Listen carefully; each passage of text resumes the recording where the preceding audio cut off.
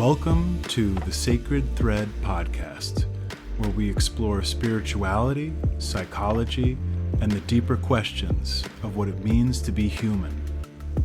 I'm your host, Winston Janis.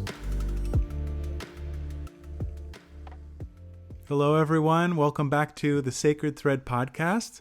Today, I'm honored to welcome Linnea Butler to the show, a therapist and writer who bridges science and spirituality. Linnea is the founder of Bay Area Mental Health in Campbell, California, where she specializes in treating complex trauma, mood disorders, and neurodivergence using integrative modalities like DBT, somatic work, ketamine-assisted psychotherapy, parts work, and more. She writes and speaks frequently on the intersection of neuroscience, consciousness, and soul wisdom. Welcome to the show, Linnea. Thank you so much, Winston. I'm happy to be here. Yeah, I'm so glad we could have this conversation. I'm really looking forward to it. We can go in obviously in many different directions, but I was wondering if maybe you could just tell me a little bit about your journey. I remember reading that you originally worked as a biotech researcher at first, right? And obviously then shifted into becoming a trauma therapist. So we can start even earlier than that, if you want, but I'm curious to learn a little bit more about your journey. Sure. I would say I have a very non-traditional journey to becoming a therapist. I've had three careers. I read once that now the average is about three different careers. So I guess I'm average in that in that Yeah, yeah. sense. My first career was as a research scientist. I worked in pharmaceuticals at Pfizer Mm-hmm. in New England. And after a while, I was finding that that wasn't fulfilling for me. And I loved the intellectual ideas, the very left brain part of it, really enjoyed that piece. But I was missing what felt like the human aspect. Mm. And so I thought, how do I take this into something more human? Marketing. There's many more people in marketing. I'll do marketing. So I did that for a decade. Turns out it wasn't nearly as relational as I had hoped, although Mm. I learned quite a bit and I grew from that. And as I was climbing the corporate ladder and doing my own therapy work, I began to become sort of disillusioned, a little more unhappy. And I thought, oh, God, this doesn't make any sense. I'm doing very well professionally. I'm in therapy. Why am I unhappy? And I, because my left brain part demands that I take a very analytical approach to everything, I did my due diligence. I went to a career counselor and found out that doing that kind of work was sort of my anti-career and that I needed to be doing something that was much more heart-centered. So I Mm. went back to graduate school again and became a psychotherapist. So very indirect pathway, although when I look at it now and I sort of look backward, it all makes sense. And I have brought together the scientific way that I think, the sort of heart-centered way that I am, and that has roots also in my childhood, and sort of my business interest. And all of this came together to create Bay Area Mental Health. Mm. Yeah. Interesting. And Yeah. I like to tell people that no education that you get, no experience that you have is ever wasted. You might think, oh, all that time and money spent becoming a scientist, well, that's useless now, right? No, not at all. It definitely continues to inform what I do. Yeah, that makes a lot of sense and resonates with me as well. You talked about three careers. I'm at two careers, I guess you could say, mixed in with lots of different hobbies and avenues as well. So, well, and even in personal life, it's like, as they say, it's all grist for the mill is one way to put it, right? Some therapists have said that Yes. way. So, yeah, so that's interesting. So I know, yeah, that part of what you're passionate about is right, kind of bridging the science and spirituality. I mean, maybe for our listeners, I mean, how would you kind of describe what your spiritual orientation is, and how does that inform your work with clients? It's an interesting question. one of the things that I bring into my work as a therapist is a sense of irreverence. And this will make sense when I tell you that ever since I was a child, I've thought about my spirituality as Mr. Potato Head. A little bit of this, a little bit of that. Sort of Eclectic. take all the pieces. No, Gotcha. not so much the plastic, just the idea that, I mean, I was raised as a Christian Scientist. My father was a reader in the church. And after he passed, when I was a teenager, I sort of moved away from religion and belief, but I never moved away from having a sense of spirituality. Yeah. And in fact, there are some of the founding tenets of Christian Science that I still hold dear, Hmm. including the idea that God is everywhere. And just as a child, I preferred to refer to God as universal energy, and I think that still holds true for me. Hmm. Um, so back to the Mr. Potato Head analogy. So bringing in a little bit of Christianity, a little bit of Buddhism. My husband is very Buddhist oriented, and in fact, we wrote our marriage ceremony to bring in both Christianity and Buddhism into the ceremony, which was kind of cool, Cool. and even brought in the concept of impermanence, which you might not think about in a marriage, but Hmm. we wanted every day to be intentional. Yeah. So we liked that idea. I might have to And, ask you later for like recommendations on how to put that together. I'm actually engaged, so I have a ah, I will be having a wedding. It's not there's no date set yet, but I will be doing. Maybe I'll have to steal some ideas. well, congratulations on your engagement. I still Thank you. have all of our materials, and it was done by a Buddhist minister, I guess, Hmm. ordained the wedding. But Okay. yes, happy to share those ideas. Yeah. Not to get us off Um, topic, but sort of off topic, but still related. right. And in my work as a therapist, I would say in the early days, when I was sort of a baby therapist, I was very gung-ho about evidence-based practice and protocols and DBT, which I still am a big fan of DBT. Um, but as I have continued through my journey of being a therapist and also being a business owner, I started to feel that pull towards spirituality again. Hmm. It's never gone away, but it got a little bit stronger. And the part that was, I think, a really big turning point for me was in 2021. So let me step back. Even though I left the field of science, I've stayed curious, especially in terms of genetics and how that informs pharmaceutical research. And so I was tracking the trials that were happening with MDMA for PTSD. Hmm. And trauma is my specialty. And so I was watching this, and as it was getting closer, I'm like, ooh, this is good. I want to be a part of that. And I called up somebody who was one of the investigators on the studies, and I said, how do I begin to get prepared so that, because I was convinced it was going to clear the FDA. Sadly, it didn't. But I said, how do I prepare? And she said, well, you can do the training through MAPS, which I did. But she also said you can work with ketamine. I said, oh, I don't want to work with ketamine. Ugh.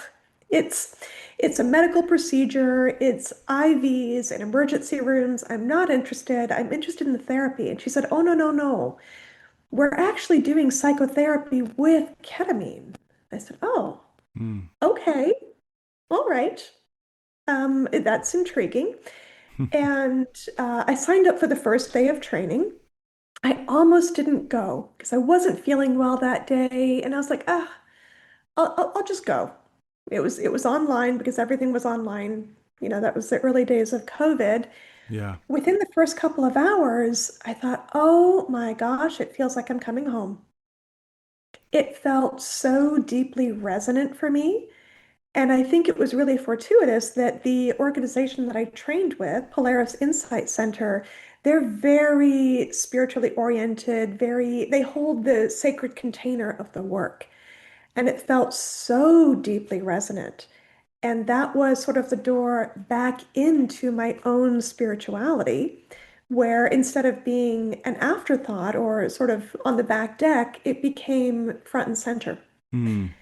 And I have continued to get more and more invested in that as I've continued doing the work with ketamine, but also reading some of the contemplatives. As we were messaging, preparing for this, I mentioned that I read The Mystic Heart, Yeah, yeah. uh, which includes some information about the Christian contemplatives that I was not really aware of, and I was fascinated.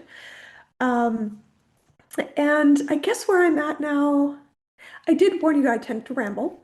I Oh, did warn you you're about fine. that. Okay, This is wonderful. good. Um, I guess what I find fascinating is the intersection of different areas of belief, of practice, of healing. And it really is like the story of the three blind men describing the elephant. If we are coming at this problem of faith, of consciousness, and one person has the trunk and one has the tail and one has the Mm. side of the elephant, we have different perspectives, but it's all the same thing. Yeah, I And love that analogy. Yeah. I guess that's how I hold it myself.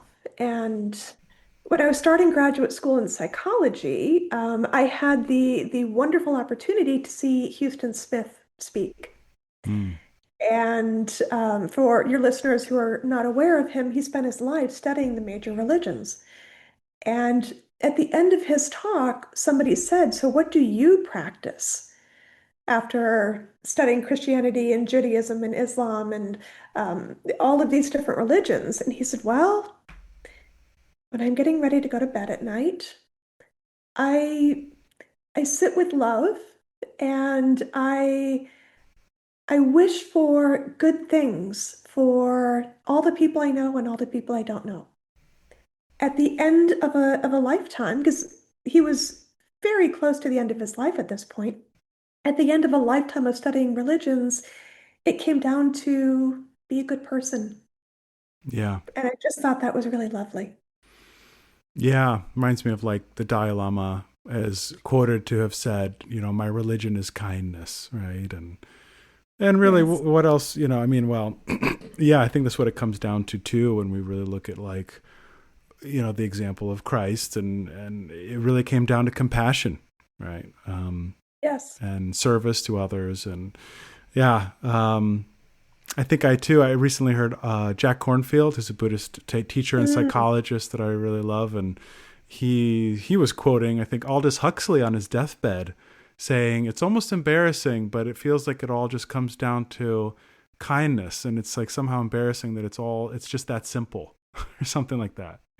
It really is. It's tremendously simple. Not easy, Yeah. not by a long stretch, but very simple. And kindness does matter. Um, Ever since I started doing psychedelic work, every now and then I'll get these little downloads, these little messages that feel like it's maybe not from me. And one of them was kindness matters. Mhm. And I sort of let these ideas percolate through my awareness and see how they show up. And when I have those moments of Schadenfreude, or, I mean, I'm human. We have those moments and I notice them and I'm like, yeah, that's not who I want to be. That's not the energy I want to embody. That's not the example that I want to set. And I know we're here as two therapists talking about healing, but I think that this is part and parcel of the healing work. Yes. Yeah. Yeah. So when you had that experience going to the training, Mhm. was it the training, or like you experiencing the ketamine part of that is that experience that you're talking about? Well, I mean, I eventually did, but it Hmm. wasn't until ooh, 6 months. No, I started the training in 2020 because I first experienced ketamine at the beginning of 2021. So yeah, it was about 6 months after I started doing the training, because I knew who I wanted to work with. There was one person who was doing the training, and I thought, oh, there's something about him. I really resonate with his energy. He's a deeply spiritual, soulful person. But no, it was long before I had the experience of ketamine-assisted psychotherapy myself that I felt the soulfulness and the spirituality of this. It was the way that the trainers were talking about the work and setting the container and whole. I can't remember what it was in the training. It Mm. just felt so deeply resonant to me and respectful. And it was not just a means to an end, and it was not just a legal way to party. It was something deep and important and something to be entered into with a lot of intention. Yeah. So maybe elaborating even more on that, like somebody that might be listening to this or people that might be listening to this and maybe have curiosity, but know next to nothing about what ketamine is and what it has to offer. Um, what would you have to say? I guess people who are a little skeptical or anxious or, you know. Sure. So ketamine is sort of psychedelic adjacent. Mm. It is not, it has a, okay, now I'm going to put my scientist hat back on. It has a different mechanism of action in terms of receptors in the brain that it hits than the classical psychedelics of like LSD, ayahuasca, psilocybin. They all hit serotonin receptors. Ketamine hits, well, it hits a number, but largely the glutamate receptor. So it works differently. And technically, it falls into a class of medication called a dissociative anesthetic. It was actually developed in the 60s, and it was the battlefield anesthetic of choice in Vietnam because it is very, very safe. Mm. Most anesthetics that they use in surgery, you have to have a breathing tube because it collapses the airways. Ah. Ketamine actually keeps the airways open. So physiologically, it's very, very safe. And that's how it's been used is as an anesthetic. It Mm. is one of the WHO's essential medicines. It is very physiologically safe. Interestingly, it is the anesthetic that is used for electroshock therapy, electroconvulsive therapy, ECT. And I bring this up because ECT is a very invasive and sort of last ditch treatment effort for treatment resistant depression. And it has come into question now whether the therapeutic part of ECT is the actual electric shock or the ketamine that is administered. So there was a Mm. paper that came out a couple of years ago that began to bring that into question. Interesting. So ketamine it is an anesthetic. You dissociate, so you sort of leave your body. You can have visual aspects. It is most similar to sort of a dream state. Um, and it is a very powerful and effective antidepressant. Mm. So it initially started being studied right around 2000 or so for depression. And it has a long history, but sort of I guess they call themselves the OGs of the ketamine world. We're Hmm. looking at it for depression. And we started to see infusion clinics pop up that were offering ketamine. The first time I heard about it in mental health was when one of my clients was actually going down to LA because there were no clinics in our area to get these infusions for his depression. And then things move forward pretty quickly. And when I got into the field was really early when they started coupling it with psychotherapy. Mm. So physiologically very safe. We use much lower doses that are used in anesthesia. People are generally still able to talk. Depends on how high the dose goes. And it's a fairly short experience. So for something like LSD might be 12 hours long, 8 to 12 hours. MDMA is 8 hours. Psilocybin is 4 to 6 hours. Ketamine is about half an hour. Mm. Um, Half an hour to an hour and a half, depending on the person's metabolism, the route of administration, how quickly, sorry, the dosage level. And so you can have a ketamine journey in a therapist office that from start to finish takes 3 hours, but only about an hour to an hour and a half is actually the medicine portion. The rest is therapy. And then you go home and have dinner with your family. Gotcha. Well, doesn't sound too bad. Yeah. I mean, are there certain things people should be cautious about in terms of if they're interested in pursuing something like that? Oh, 100%. And these cautions really hold true across all psychedelics. Even though ketamine is physiologically very safe, psychologically, you can get into some, especially if there's trauma, Hmm. you can encounter some shadow material, and that's why you really don't want to do it by yourself. There are some contraindications. For example, somebody who has previously been diagnosed with any kind of psychosis, it can exacerbate that. So that's generally a no. People who have dissociative disorders, like dissociative identity disorder, previously known as multiple personality disorder. For most practitioners, that's a no, although in some cases that might be a possibility with an extreme amount of caution. Active substance abuse, you'd want to be careful. Again, it's not an absolute rule out, but that dissociative state can be psychologically very blissful. And so it can trigger the urge to use again if somebody is either still in the addiction or only very early in sobriety. Now, that Gotcha. being said, there are substance abuse specialists who will use ketamine to treat addiction. I don't happen to be one of those people, but there are people out there who are trained in that. Okay. Yeah. Interesting.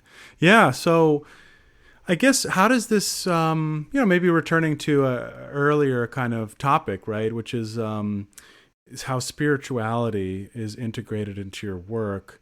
So how does this fit into like a spiritual framework or lead someone to have spiritual experiences, insights, and that kind of thing? Yes, wonderful question. Um, and I actually want to go back to when I was fairly young because life isn't linear. Hmm. In some ways, it is cyclical, or we just keep looping around the same areas, but with a different perspective. Yeah. And when I was young, I remember thinking, magic is just the stuff that science hasn't gotten around to yet. Yeah. And I think I've come back to that. I actually wrote an essay called What If Woo is Just What Science Hasn't Explained Yet?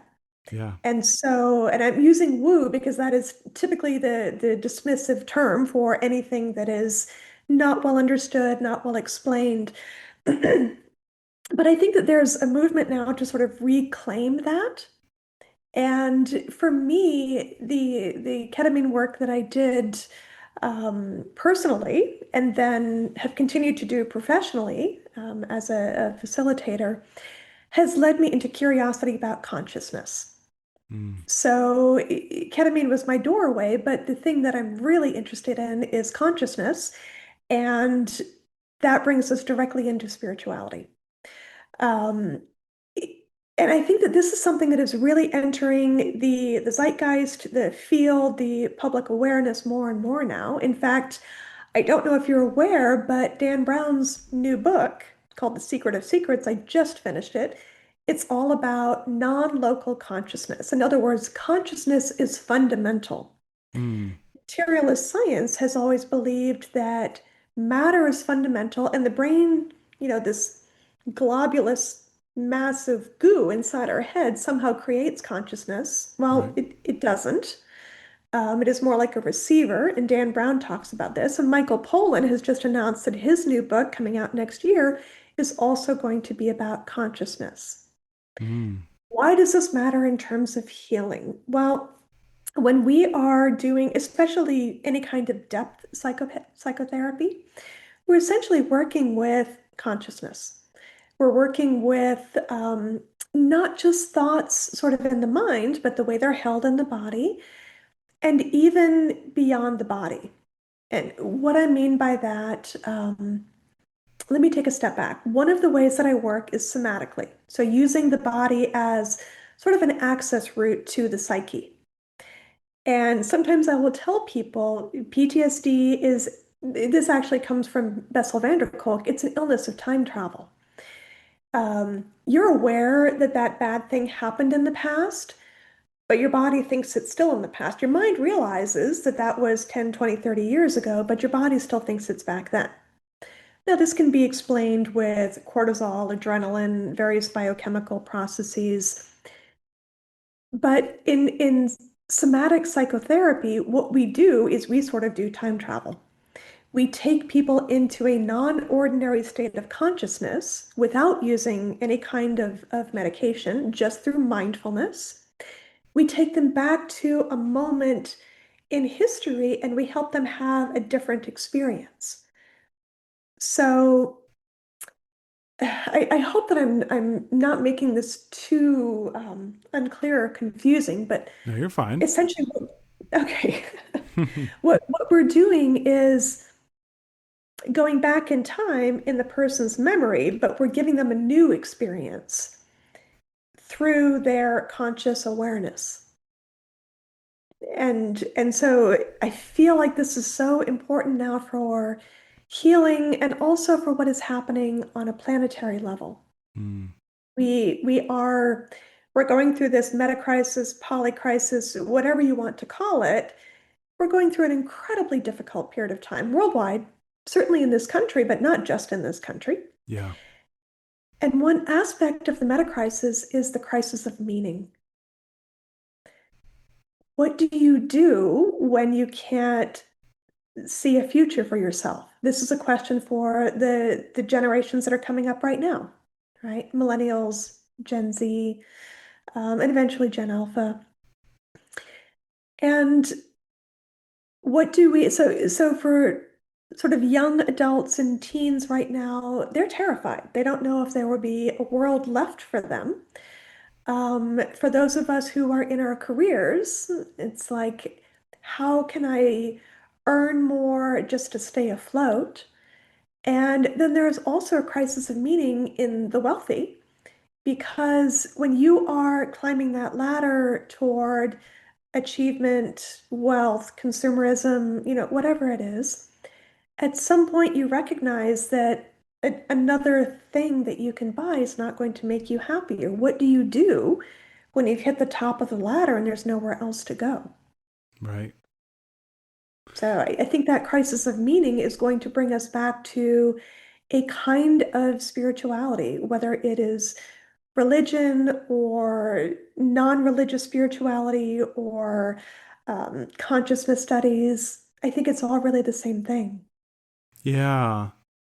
Yeah, it's really interesting to reflect on. I mean, I can't remember where I first was exposed to that idea. I think maybe even like in some of the writings of Eckhart Tolle, who talks about consciousness and being, and how I remember him saying in one of his talks, like, you realize you are it. You are this ground of being, this consciousness. And yeah, it's a fascinating, and Alan Watts, talks about how, Oh, love yeah, Alan Watts. yeah, me too. One of my all-time favorites, and that whole idea, you are the universe experiencing itself.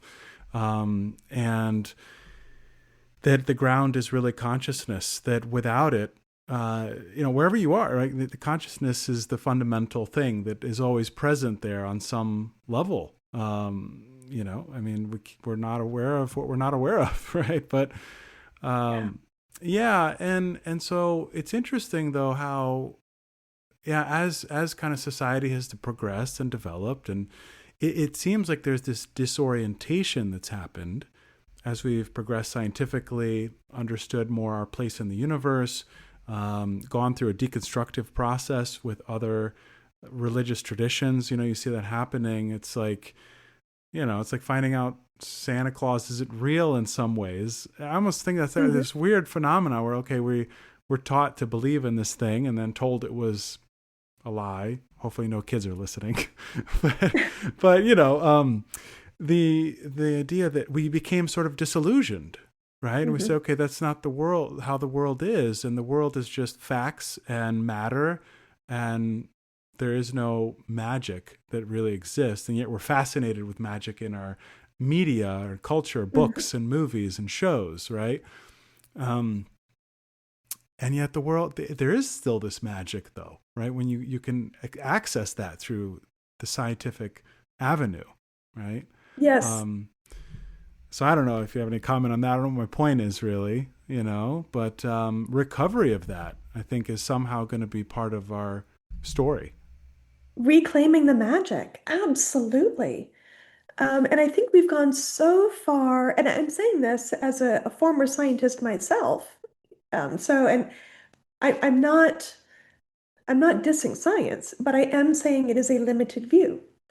And we've gone so far in the direction of materialism that inevitably the pendulum is going to swing, and it's swinging back. And we're starting to have more traditions come up with remembering animism, for example, which is the model of consciousness where there's consciousness in everything, every plant, every animal, talking to the trees. There's also a model of consciousness called idealism, which is the one that I'm sort of leaning toward right now, which is the flip side of materialism or physicalism, where consciousness is fundamental and matter is emergent, as opposed to matter is fundamental and consciousness is emergent. Let's go back to the Alan Watts quote about we are the universe experiencing itself. That's not metaphor. That is literal. And I don't know how to explain it any better other than in my own ketamine experiences, I was like, oh, I understand. I Mm. understand exactly what that means. And it is something that transcends, you can't capture it in our very linear language very well, which is why so many of the mystics were poets. I also want to bring, this is a Rumi quote, one of my absolute favorites. You're not a drop in the ocean, you're the ocean in a drop, Mm. where like every aspect of life it is a fractal or a hologram that it contains everything. We just can't access. I mean, if our brains were able to access everything, we would literally explode. We can't hold it all. It's too much. Yeah. So our brains, and going back to you had mentioned Aldous Huxley. He talked about the mind as a reducing valve for consciousness, which I think is brilliant. If if the mind is sort of a receiver, we are matter. We are made of matter, right? We are a material vessel. We have a body. Um, we can't handle all of the divine, all of consciousness. It's too much. If you'll remember the end of Raiders of the Lost Ark, they open the ark, they look on the face of God, and their faces melt off. It's too much. Right, right. Yeah. So we can handle a little bit. And so the mind is a reducing valve that sort of regulates how much we can handle. And experiences of non-ordinary consciousness, whether through psychedelic medicines or ecstatic dance or meditation or trance or whatever the method is, sort of crack that valve open a little bit more. And I think this is what the contemplatives were able to see. They were able to crack that valve a little bit more and get a little more access to the divine, to consciousness. Um, Hopefully that is making sense. Yeah, no, absolutely. And it's very much aligned, I think, with my worldview and what I think is really at the core, the kind of common thread or the sacred thread that connects a lot of the great religious and spiritual traditions of the world, right? Mhm. That we are connected with spirit or God or whatever term we want to use. And that's my attraction to the Christian tradition. I have this interpretation that's not just my own, but I think it's expressed in many thinkers and teachers and mystics, that it's the idea of God entering into creation and incarnating in the world, and not just as Jesus, right? But kind of Jesus as the archetype, and incarnating in you and me and in all of the earth and all of the universe. Um, Yes. yeah, yeah, and And so even yeah. Jesus and Buddha were sort of saying the same thing when Jesus said, I am the way, and Buddha allegedly pointed to the moon and said, don't mistake my finger for the moon.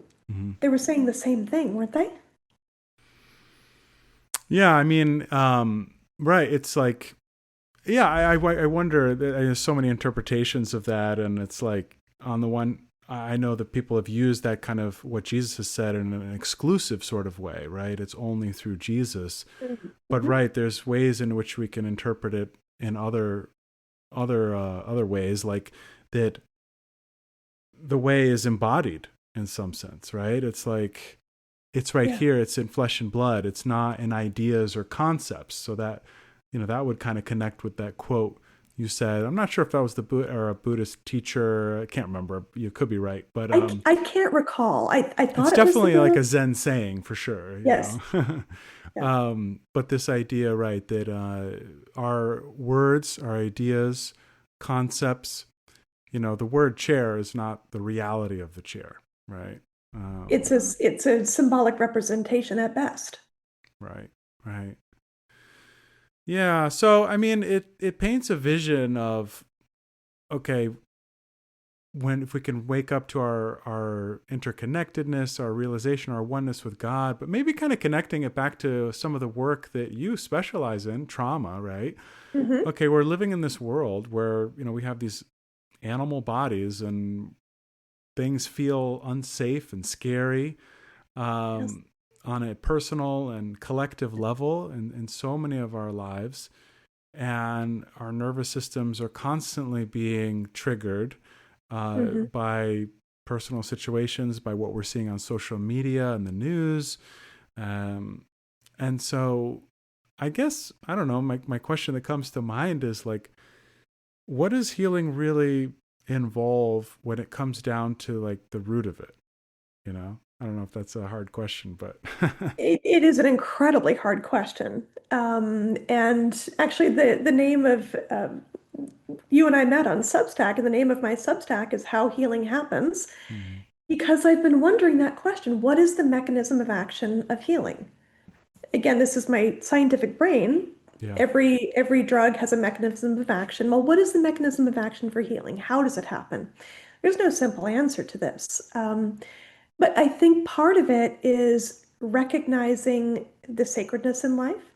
When you have been through something unthinkable, um, trauma, and I've worked with some incredibly traumatized individuals, ritual abuse, sexual abuse, moral injury, really horrific stuff. And how do you help that person who has no hope left begin to connect to a sense of hope? Because if they can't connect to hope, they won't have enough motivation or energy to do the work. Well, you help them connect to a sense of hope through finding awe, finding sacredness. I find it a lot in nature. And by the way, I think nature is intimately connected with spirituality. Mm. Going out and spending time in nature or sitting outside and seeing a beautiful sunset and going, oh, wow, that is incredible. That moment of experiencing awe, that is a meaning-making moment. Viktor Frankl talked about this in Man's Search for Meaning. Incredible book. Not a long book, but not an easy read. And he talked about, in one passage in the book, he talked about being in the concentration camps during World War II and how sometimes they'd be outside and they'd be working and there'd be a beautiful sunset and they'd pause for a minute and just take in the sunset, and that would give them enough to get through one more day. Mm. And so, how does this translate into traumatized clients that I'm working with? If we can connect them to that sense of hope and awe, then it gives them enough to get through one more day. Yeah. And if they're an addict, it's the same thing. How do I get through one more day without using, without blowing up my life? If they're going through intractable depression, who am I to try and convince you that your life is worth living? I can't convince you of that, but I can help you find a way to understand that your life is worth living. Yeah. Yeah. What strikes me, this idea of going out in nature, right? It's coming back to this theme of connection, like connection versus separation, fragmentation versus integration, Yes. right? That it always seems to come back to that, and in the language of Eckhart Tolle and so many others, it's like the ego, right, becomes this kind of individualized, fragmented, I am alone in the world and Hmm. I have to figure it out by myself. It's all on my shoulders. And, Alan Watts kind of said this attitude of like that the ego gets into. It's, I'm this isolated, thing in a bag of skin and I have to face the world and what the hell is it going to do to me? Right. Hmm.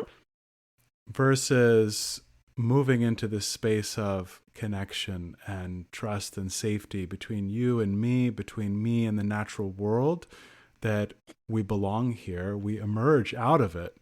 We are it. Right. Yes. How do we kind of trust that? It's kind of this maybe leads into kind of a difficult question to answer. Another one, which is like this: is the universe a friendly place? Is it a safe place? Right? And it's like yes and no. It's like we can see that okay, the spiritual teachers that I've admired, Thich Nhat Hanh, a Buddhist, Oh. that I love, and talked about how the earth sustains us, right? It's like this unseen umbilical cord, the sun, the plants, the Hmm. air, the oxygen. It's all the earth as your mother nourishing you, right? And taking care of you. So I see that perspective. But it's hard when you see that, okay, that bad things happen. You see this in your work. I see it in mine, right? I mean, it happens to us. It's the world can sometimes seem like a very, very dark and dangerous place. And how do you reconcile, right, a kind of benevolent view of the universe with the fact that these things, terrible, unspeakable things, happen on a daily basis? Absolutely. And I think going back to nature, if we look at nature as the model, I think the answers are there. And since you mentioned Thich Nhat Hanh, the first noble truth of Buddhism is there is suffering. And suffering comes from attachment, for us wanting things to be a certain kind of way. Um, so to the question of is this world, is it benevolent or is it malevolent? Okay, I think the answer is yes. Um, Yeah. if you are if you are a lion and you are looking for dinner, then that deer that you chase, if the deer gets away, then it's a terrible thing because you haven't eaten in a couple of weeks and your family is starving. But if you catch the deer, for the deer's perspective, that's a terrible thing. Nature includes death. It includes suffering. It also includes great beauty. We don't get to go through this world without experiencing discomfort, without experiencing suffering. Mm. But at the same time, it's a pretty amazing world. So I guess what I would say is that we have to come to terms with the fact that life can be beautiful even in the presence of suffering. And if we can shift our perspective, that reduces the suffering. And, Mm. and I might point to the example of Nelson Mandela. Spent a large portion of his life in prison. When he got out of prison, he wasn't angry. How is that? He Right. just went through something terrible. Long time too, I hear. Yeah. Yes, exactly. So it's not a direct answer because I don't know that there is a direct answer for why bad things happen. Yeah. Yeah. Well, come on, you can't answer it. The question that have been asked for thousands of years on our podcast episode tonight. Come on. No, Yeah, yeah. I'm not that enlightened. Yeah. Yeah. I mean, I think you raise a good point. It kind of reminds me of what I often teach my clients because I often I teach mindfulness and I rely a lot on ACT, acceptance and commitment Yes. therapy. So I usually highlight this idea that it's not about getting rid of the difficult thoughts and feelings as much as it is about changing your relationship to them. So yeah, what's your relationship to suffering? Right. And I'll be honest, I have also drawn, I feel like, there's no easy answer explanation. Of course, I've thought about this in many different ways and in many ways there is no adequate explanation. But I do like Alan Watts's perspective that it's yin and yang, right? It's the light Hmm. and the dark that we human beings we understand and experience the world through contrast, Yes. and that in some sense it wouldn't like be completely possible to have an experience at all if there wasn't experience of both suffering and pleasure, joy and pain Absolutely. and all that. You cannot have light without shadow. Yeah. They don't exist one without the other. Yeah, absolutely. Yeah. It's the reason that the symbol for the yin and yang is black and white, but within black you have a little spot of white, within the white we have a little spot of black. Right. They Right. they are it poses the question, it sort of visually poses the question of when you have two polarities, duality, is it really two separate things or are they intermixed? Earlier, you were talking about this feeling of isolation and separateness, and I would say that that is largely an illusion. It's Mm. a very convincing illusion, but we really are much more connected than we realize. Absolutely. Yeah.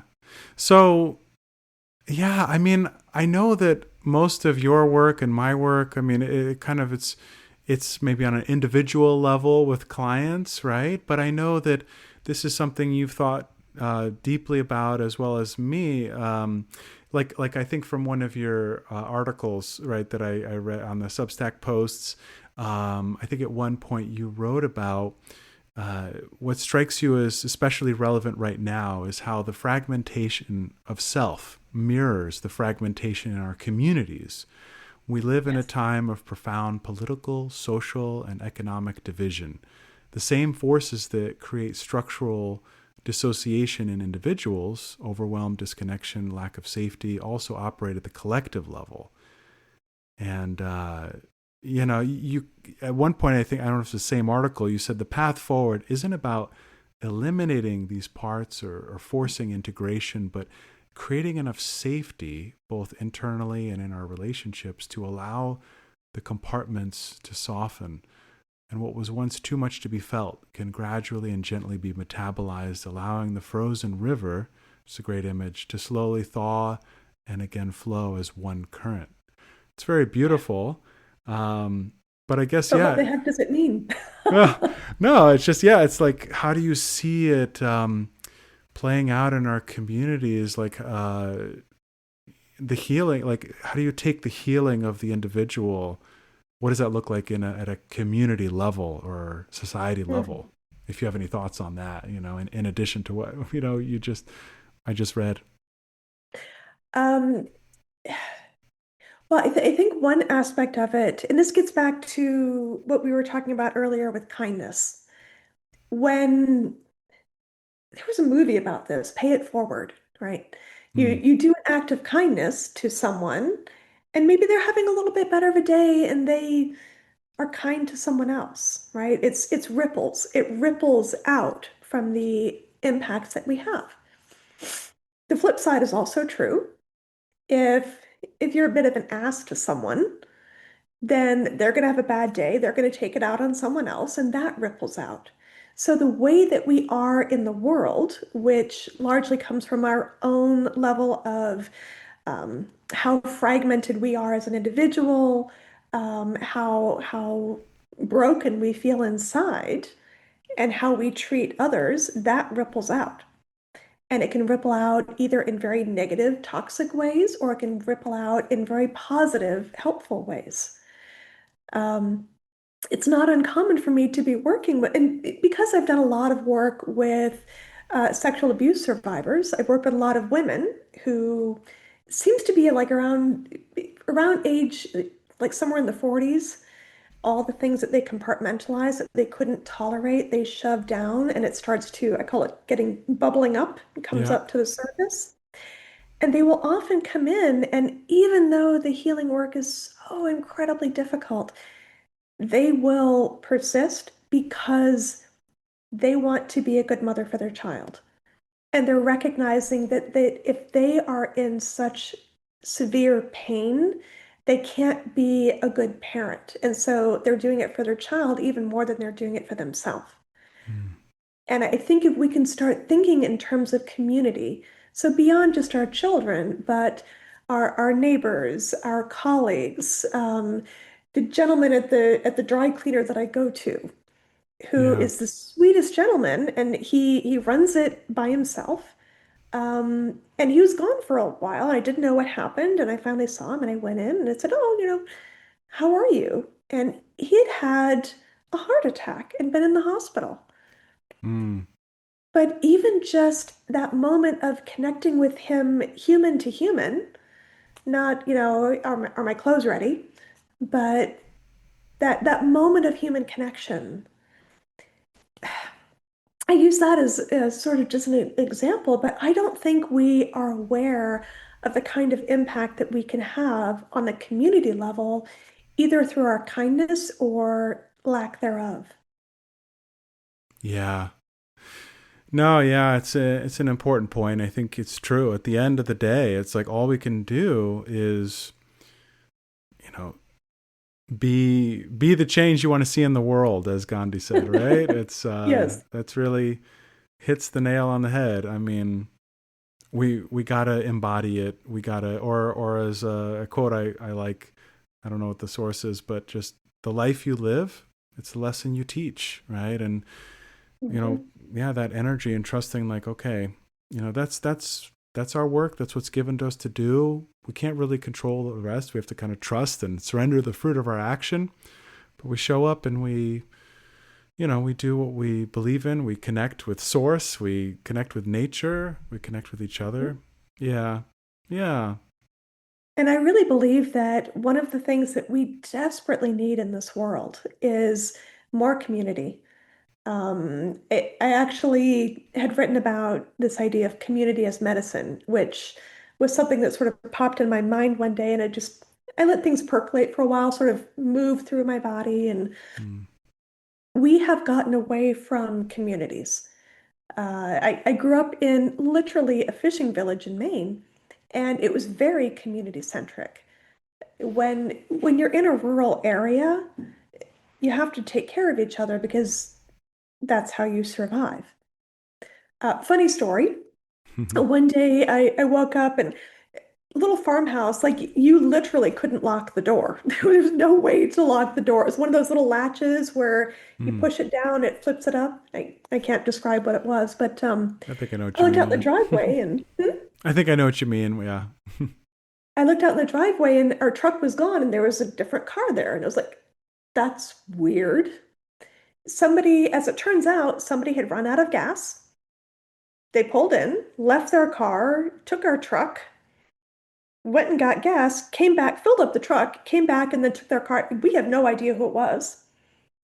But that was the kind of environment that I grew up in, like that level of trust where you physically couldn't lock your door. Yeah. And when you look outside and there's a different car in the driveway, it's like, oh, okay, okay, that's weird. But it all took care of itself. And the same is true. My father was a sailor, and sailing communities are like this. If you're on a boat, there is a level of self-reliance that, I mean, you can't just run out to the hardware store if you need something. So let's say that the person, oh, you really don't like this person, like they are your mortal enemy. But if you're both boat people and they're having trouble, you go. Like there's no question, you go. Mm. Because if the situation was reversed, they would come and help you. Yeah. And so I think we need more of that. And the divisiveness that we see right now it is so incredibly toxic. And it is really destroying us. And we need models of community where we can be there for each other, even if we disagree, even if we don't like each other. We can be kind, we can support each other, um, and we can help each other through catastrophes. We're Yeah. going to see more of those with climate change. Right. So we better get used to helping each other out. I know. Yeah, no, it's I 100% agree. I think, the boat village, you kind of that community you talked about is kind of a vision of what's possible. I think we've forgotten that things don't have to be like this. They don't have to look this way. I Hmm. mean, I'm always kind of advocate. I think it's something that is overlooked. People don't realize how much lack of community and relationships may be impacting their mental health and physical Yeah. health. I mean, the science is there, right? That's something that I like to talk about with people, whether it's like the blue zones or the Hmm. Harvard study of adult development. If you know about that, like the key takeaway is that the what influences our longevity, our well-being, health. Uh, it's not diet and exercise; those play a role, but the even more than that, it's relationships, right? Absolutely. And so I think you're right, but it's the trickiest thing because I kind of preach this to my clients, right? I'm like, this is important, right? We're wired this way, and it makes sense from an evolutionary standpoint. I mean, it's part of who we are as human beings. 5,000 years ago, if you get kicked out of your tribe, you're not You gonna won't survive. make it, and it's hard to do anything even 100 years ago without just running into people at every turn, right? People lived in tight knit communities for up until relatively recently, Yes. So the challenge is though I talk to my clients and it's like, okay, so this is important, but this is the thing that is um, most directly not under our control. It's like we can take action, but it involves other people, and so many other people are like it's very much an uphill battle, and that's a new problem. Like we said before, it was just kind of built in. We didn't have to force ourselves that much into relationship. Sure, there may be Hmm. conflicts and things like that, but you live with people essentially, Yes. right? And you work with people and you sleep with people and a whole thing. But now it's really a lot easier to isolate yourself, and people do. And it's like, okay, where do you, now people are like, okay, where do I go to make friends? What do I do? And they're at a loss, you know? And we are absolutely hardwired for connection. We're not meant to do this alone. We don't survive well alone. Isolation, it impacts your physical, your mental health 100%, but how do you fix it? And this is not Pollyanna speak. Oh, we just need to, come into, you know, drum circles. It's not that. Um, as much as I love a good Yeah, drum circle, I was going to say drum circles are cool too, though, I but do. yeah. But it's not an easy problem to solve. And I mean, I live in the Bay Area. It's very expensive here, and people don't have time for each other because we're all just trying to work hard enough to be able to pay the rent and buy groceries. And so, how do you carve out time to just be and to be in community and to be a good neighbor and to help people out? Well, I think that's part of the problem, and I think we need to find a way to slow down and go Yeah. back to. And I'm not anti-technology at all, but I think that we have let technology drive us so much that we've lost some of our humanity. And so some of these answers are simple, but incredibly difficult to implement. Yeah, indeed. Yeah, but it starts with the awareness, right? And the intention. Um, Yes. and And kindness. Yeah, and even things like this. I mean, in my own kind of wanting to seek out community for myself and that kind of thing, and have these kind of conversations, right? I mean, that's the internet, for all its flaws and negative outcomes from it, there are good things that come out of it too, like this conversation, right? Absolutely. Yeah. I mean, I definitely was one of those therapists that went kicking and screaming into telehealth. And as it turned out, it's been wonderful Mm. because we do a lot of group work in my clinic, and we can do groups a lot more easily with people who would have to drive 2 or 3 hours to come to the clinic. It also has facilitated like this conversation. I belong to a community, and it's all over the world. There are about 140 some odd people in it, and we meet by Zoom. We talk over WhatsApp, but we actually are getting to know each other, and we care about each other. And Mm. one of the people in the community lives at magnetic North Pole. I mean, Oh my gosh. it's just really, really cool. Yeah. So eh, even though we're going through a difficult time, I think it's going to continue to be difficult for quite some time. I am optimistic because I see these little points of light. I see people wanting more community, wanting to connect with spirituality. The resonance I have found with my writing, where I'm talking about bridging science and spirit, I was really quite nervous about doing that. I'm like, oh God, the spiritual people are gonna, run me out of town for talking about science, and the science people are gonna call me a quack. Uh, as it turns out, there is a hunger for it. Mm. And I love that your podcast is called The Sacred Thread. Thank you. Yeah. What we need to do is weave back these ways of being, stitching together the polarities that are a false narrative. Yeah, agreed. No, I love the hopefulness and sense of optimism that we'll get through this and that there are better things on the horizon for us, despite the challenges. And maybe that's a great note to end on because I know we're about at that time. But Mhm. yeah, I really have enjoyed this conversation, Linnea, and before we say goodbye, is there anything you'd like to let listeners know? Upcoming projects, things you're working on, where to find your work, things like that?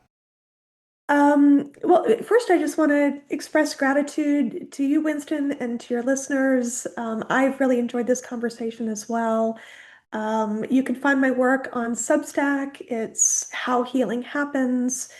You can search it. I'm not going to try and remember what the URL is. I'll In I'll terms of put it in project, the link or the the notes for the podcast and that kind of stuff. So sounds good. In terms of projects, I'm sort of going through a becoming phase myself. So I'm working on some ideas about how I can incorporate more spirituality into therapeutic work and step beyond the sort of the model we've gotten stuck in of 1 hour a week, expert air quotes therapist talking to mm, patient, again air quotes. I think there are other ways of healing that are more relational, more integrative, deeper, more effective, and I'm interested in exploring that. I don't know exactly what it looks like, but I have taken a step back from my role as owner of the clinic, to just really be a therapist and investigate some of these other areas. So I don't know. If you want to see where I go, follow me on Substack. I don't know yet, but it'll be there. sounds good. We'll have to do that, Linnea. So thank you so much, and it's been a pleasure. And we'll hopefully we'll cross paths again in the future. Absolutely. Take good care and thank you again. Thanks. You too. Bye bye.